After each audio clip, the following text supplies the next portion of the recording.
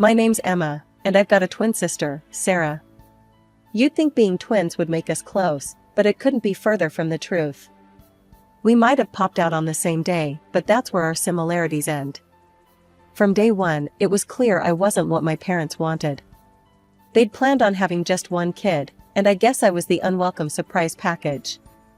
Sarah was the spitting image of our mom, all blonde hair and blue eyes. Me? I took after Dad's side of the family, with dark hair and eyes that reminded everyone of my grandmother. The same grandmother my mom couldn't stand. Grandma's shoe store was my sanctuary. From the moment I stepped inside, the familiar scent of leather and polish wrapped around me like a comforting hug. The rhythmic tapping of heels on hardwood floors created a soothing melody that drowned out the chaos of my home life. This place felt more like home than our cramped apartment ever did. "There's my little entrepreneur," Grandma would call out, her voice warm and welcoming as I burst through the door after school. Her face, lined with years of laughter and wisdom, would light up with genuine joy. For once, I felt truly wanted, truly seen. I started helping out in the store when I was barely tall enough to see over the counter. Grandma would lift me up, perching me on a high stool so I could watch her work the old-fashioned cash register. As I grew, so did my responsibilities. By the time I hit my teens, I knew that store inside and out. It was different at home. "Emma, why can't you just wear what your sister's wearing?" Mom would huff, trying to squeeze me into another frilly pink nightmare. "It looked so cute on Sarah." I'd stare at my reflection, feeling like a clown in a rhinestone-covered sweatshirt with a seal plastered across the front. "I look stupid," I'd mutter. As we got older, the differences in how they treated us became even more obvious. Sarah was the princess who could do no wrong. Me? I was the workhorse. "Emma, you need to work hard and make something of yourself," Dad would lecture. "Then you can help take care of your sister and us." "But we're the same age," I'd protest. "Why doesn't Sarah have to work hard too?" Mom would give me that look, the one that said I was being a pain in the ass again. "Your sister has other talents. You need to focus on being responsible." Responsible. That was their code word for, do everything we tell you to do, and don't complain about it. We lived in a tiny apartment. Dad worked as an insurance agent, and Mom was a shop assistant. Money was always tight, but somehow Sarah always got what she wanted. New clothes, the latest gadgets, you name it, she had it. The only thing that kept me going was the knowledge of the secret stash. Grandma, Dad's mom, had given my parents a big chunk of change when we were born. It was supposed to be for our college education. Both of us. "Remember, Emma," Grandma had told me once when I was staying at her place. "That money's for you and Sarah to go to college. Don't let anyone tell you different." I held on to that knowledge like a lifeline. It was the one thing that made me feel like I had a future, like I wasn't just the family workhorse. As our 16th birthday approached, a tiny spark of hope flickered in my chest. Maybe now that we were older, stepping into adulthood, Mom and Dad would start treating us more equally. Maybe they'd finally see me for who I was, not just as Sarah's less desirable shadow. Boy, was I in for a rude awakening. The morning of our birthday dawned bright and clear. Sarah was still asleep, probably dreaming of the party Mom had been planning for weeks. I, on the other hand, was up early, my stomach churning with a mix of anticipation and dread. Dad called me into the living room just as I finished my toast. His face was unreadable, and he was holding a small metal box. Mom stood beside him, her lips pressed into such a tight line they almost disappeared. "Emma," Dad said, his voice oddly formal, like he was addressing a stranger instead of his daughter. "It's time you learned about responsibility and saving money." He handed me the box. It was heavier than it looked, and cold to the touch. A safe deposit key, I realized with a sinking feeling. "If you want to go to college, you'll need to earn the money yourself," Mom chimed in, her tone clipped and matter-of-fact. "This is for you to keep your savings in." I felt like I'd been punched in the gut. All the air rushed out of my lungs, and for a moment, I couldn't speak. When I finally found my voice, it came out as a strangled whisper. "But, What about the money Grandma gave you for our education? Where's that? The temperature in the room seemed to drop 10 degrees. Mom's eyes narrowed dangerously, and Dad suddenly became very interested in a spot on the wall behind my head. There is no money for your education, Emma, Mom said, her voice ice cold and sharp enough to cut. You'll have to earn it yourself if you want to study. But Grandma said, I started, my mind reeling. This couldn't be happening. Grandma had told me about that money, had made it clear it was for both Sarah and me. You are not to breathe a word of this to your grandmother, Mom snapped, cutting me off mid-sentence. Her eyes flashed with a warning that made my blood run cold. If you do, I'll make sure you never see her again. Do you understand? I nodded mutely, my throat too tight to speak. Grandma was the only bright spot in my life, the only person who seemed to truly care about me. The thought of losing her was unbearable. I clutched the useless safe deposit key so hard the metal edges dug into my palm, but I barely felt the pain. The apartment buzzed with excitement as Sarah's friends poured in, their chatter and laughter filling every corner. I stood in the kitchen, feeling like a ghost in my own home. Mom had made it clear, I wasn't to invite anyone. This was Sarah's night. Emma, come on, it's cake time, Dad called, his voice overly cheerful. I trudged to the living room, where Sarah sat beaming in front of a massive cake, 16 candles flickering. Everyone sang. Sarah closed her eyes, made a wish, and blew out the candles. The room erupted in cheers. I silently cut the cake, handing out slices to Sarah's friends, before taking one for myself. As I took a bite of the sickeningly sweet frosting, Mom and Dad exchanged a look. Sarah, honey, we have a surprise for you, Dad said, grinning. Come with us to the parking lot. 10 minutes later, Sarah burst back in, practically glowing with excitement. She was clutching a set of car keys, twirling them around her finger. Mom and Dad got me a car, she squealed. Can you believe it? I have the best parents ever. She pranced over to where I sat, dangling the keys in front of my face. So, sis, what did you get me for our birthday? I stared at her, my mind blank with shock. A car. They'd bought her a car, while I got, what? An empty safe deposit box and a lifetime of debt. Well? Sarah pressed, her smile turning smug. What's my gift? Something inside me snapped. My absence, I spat, standing up so quickly my chair toppled over. That's my gift to you, enjoy it. I stormed off to our shared bedroom, ignoring the shocked silence behind me. With shaking hands, I pulled out my suitcase and started throwing clothes into it. Emma, what are you doing? Mom's voice came from the doorway, more annoyed than concerned. I'm leaving, I said, not looking at her. I'm going to stay with Grandma. As I pushed past her, dragging my suitcase behind me, she grabbed my arm. Remember, she hissed, not a word to your grandmother about the car or the college money. Understood? I yanked my arm free and walked out, not bothering to say goodbye. No one tried to stop me. The bus ride to Grandma's seemed to take forever. By the time I got there, it was late evening. Grandma opened the door, her face a mix of surprise and concern. Emma? What are you doing here, sweetheart? I thought you were out celebrating with friends. Of course. Another lie from Mom. I just wanted to see you, I mumbled, suddenly exhausted. Can I stay here tonight? As I lay in bed that night, in the quiet comfort of Grandma's guest room, the events of the day washed over me. The safe deposit box, the car, the party, it all swirled in my mind like a toxic whirlpool. I wanted to tell Grandma everything, to let it all pour out. But Mom's threat echoed in my ears. I couldn't risk losing Grandma. She was all I had left. The next morning, I woke up with a plan forming in my mind. As Grandma bustled around the kitchen making breakfast, I took a deep breath and dove in. Grandma, I was wondering, could I maybe work at your store? Like, properly? I asked, trying to keep my voice casual. And, maybe stay here for a while? It's just, things are so noisy at home with Sarah and all. Grandma turned to me, spatula in hand, her face softening.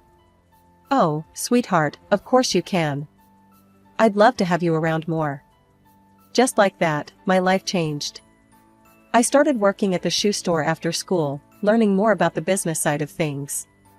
Grandma was a patient teacher, showing me everything from inventory management to dealing with difficult customers. Every evening, we'd close up shop together and head home. Grandma would cook dinner, asking about my day, actually listening to my answers. For the first time in my life, I felt truly cared for, truly loved. Days turned into weeks, and weeks into months. I didn't go home, and honestly, I didn't want to. Mom and Dad never called, never checked in. It was like I'd disappeared from their lives, and they were fine with it. Grandma insisted on paying me a full salary, saying I'd earned it fair and square. I saved every penny I could, watching my bank account grow. But even with Grandma's generosity, college still felt like a distant dream. There was just never quite enough. Before I knew it, my 18th birthday rolled around. High school graduation followed soon after. I sat in the auditorium, watching as Sarah's name was called. Mom and Dad cheered loudly, beaming with pride. When my name was called, there was only Grandma's enthusiastic clapping from the back row. After the ceremony, I watched as my parents fawned over Sarah, taking pictures and handing her gifts. They didn't even glance my way.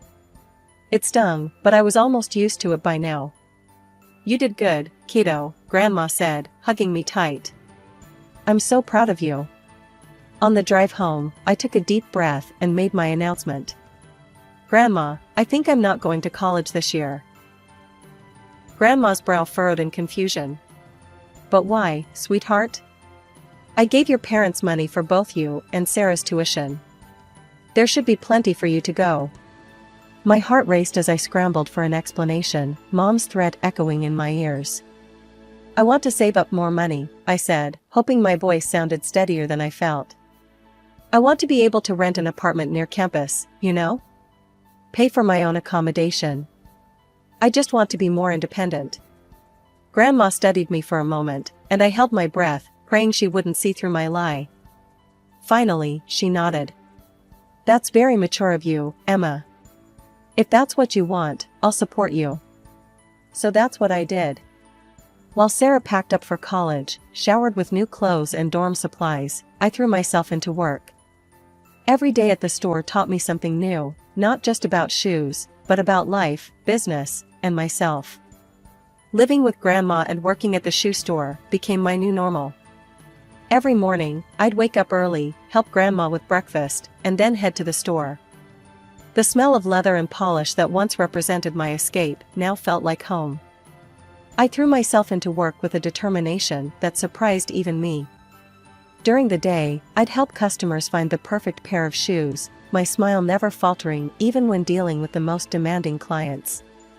In the evenings, after we'd closed up shop, I'd mop the floors, reorganize displays, and make sure everything was spotless for the next day.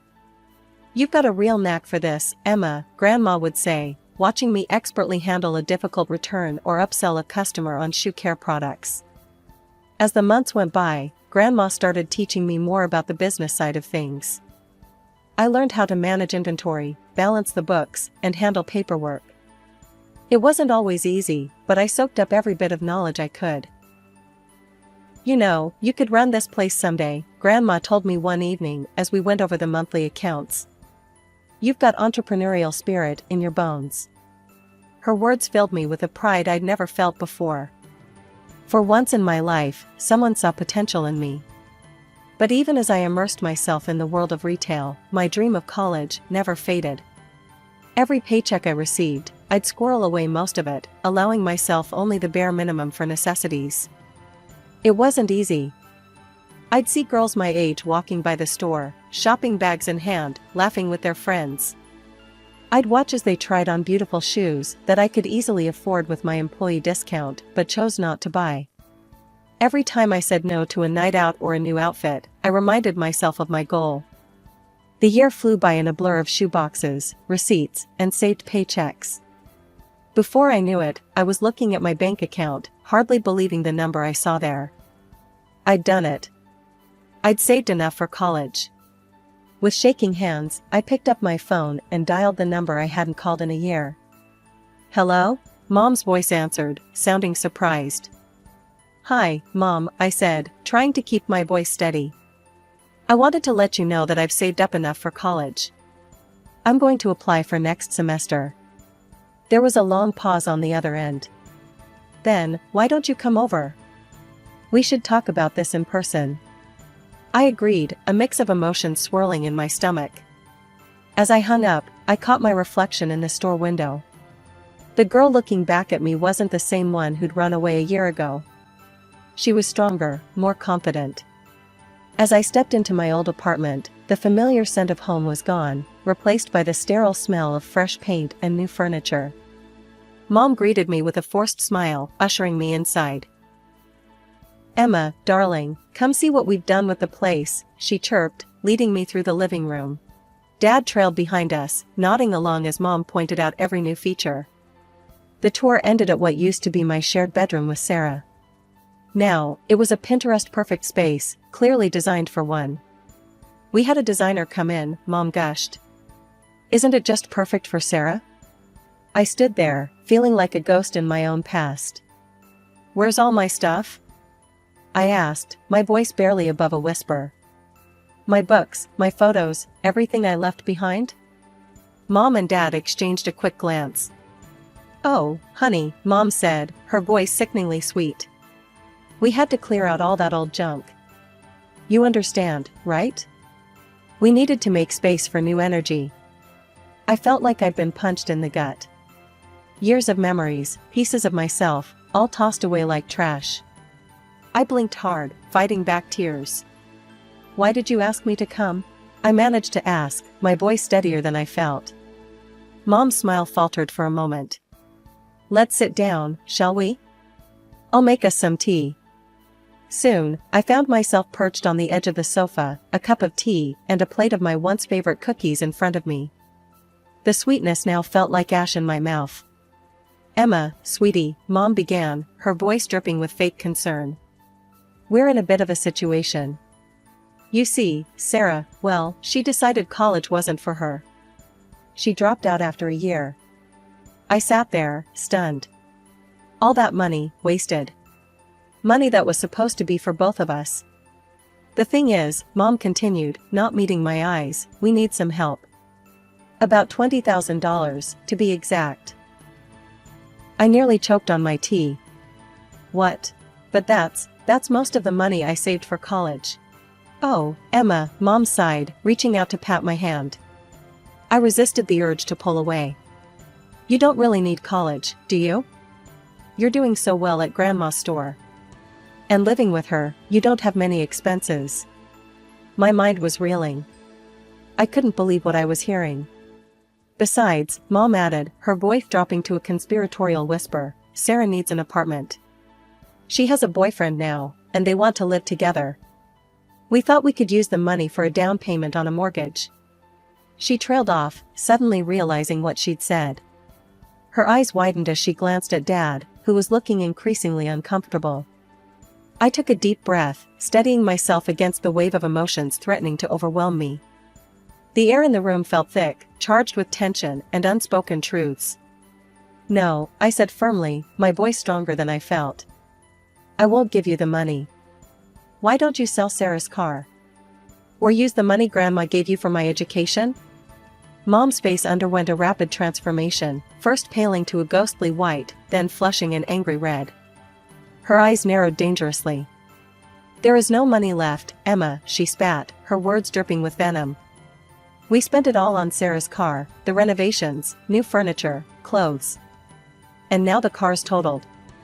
Sarah had an accident while drunk, so insurance won't cover it." Each word felt like a physical blow. All that money, meant for my future, gone. Squandered on frivolities and Sarah's recklessness. "Besides," Mom continued, her voice abruptly shifting to a sickeningly sweet tone that made my skin crawl, "girls don't really need college. You should focus on finding a good husband." The casual dismissal of my dreams, my hard work, my entire future, ignited a fire in my chest. "What about my interests? I asked, my voice shaking with a mixture of rage and disbelief. What about what I want? Mom waved her hand dismissively, as if swatting away an annoying fly. We are thinking of your interests, Emma. This apartment will be yours after we're gone. Isn't that enough? I couldn't help it, I laughed. I don't want your apartment. I want an education. I worked hard to save that money, and it's mine.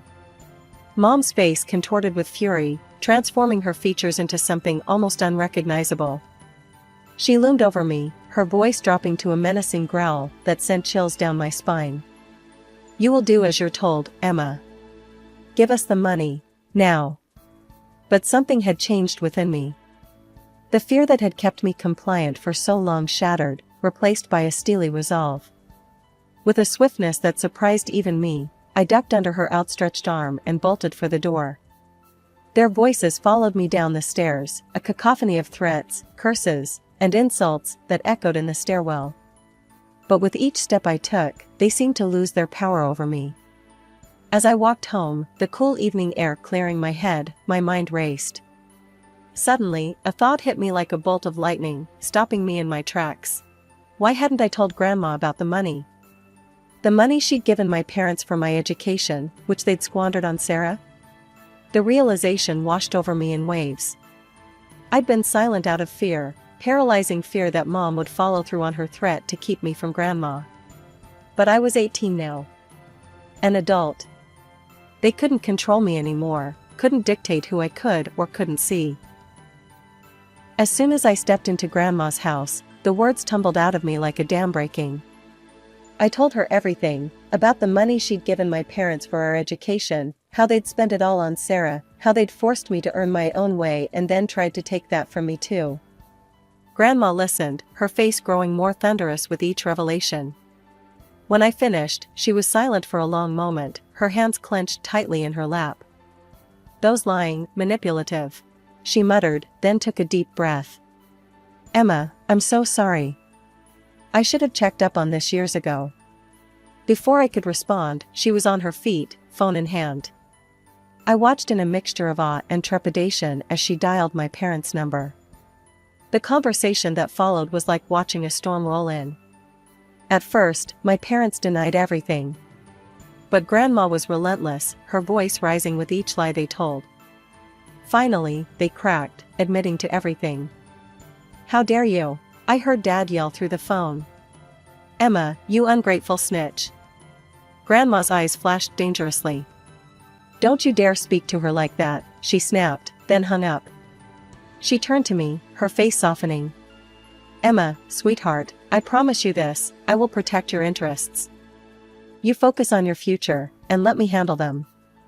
Over the next few weeks, I threw myself into college applications. It felt surreal, finally pursuing my dreams without the weight of my family's expectations holding me back. Then, out of the blue, Sarah called.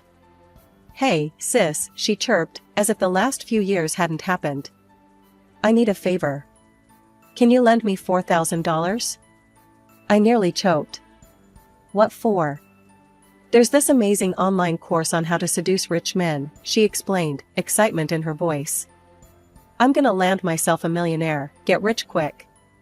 I'll pay you back, promise. I couldn't believe what I was hearing. Sarah, that's insane. And gross. I'm not funding that. Oh, come on, she whined.